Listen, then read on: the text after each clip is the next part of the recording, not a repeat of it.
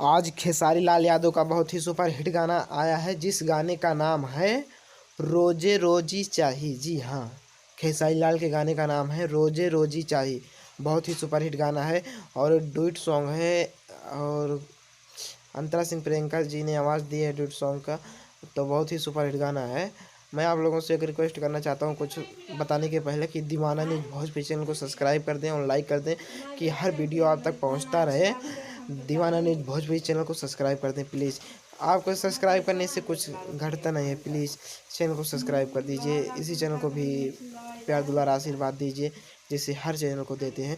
तो आइए मैं कहना चाहता हूँ कि आज खेसारी लाल भैया का बहुत ही सुपर हिट गाना आया है रोजे रोजी चाही। जी हाँ, बहुत ही सुपर हिट गाना है और जितना भी कह रहे हैं उतना कम है। गाने को लिखे हैं पवन पांडे भैया जी ने, बहुत ही सुपर हिट गाना है, तो जाके एक बार ज़रूर सुने। और क्या कहते हैं कि ये आदिशक्ति फिल्म चैनल पर आया है ये गाना, बहुत ही सुपर हिट गाना है, बहुत ही सुपर हिट गाना। वो भैया के सारी जी ने लाइव, वाह, बहुत ही सुपर हिट गाना है। तो मैं कहना चाहता हूँ कि दीवाना नहीं भोजपुरी चैनल को जरूर सब्सक्राइब कर लेना और गाना को जाके जरूर सुनिए।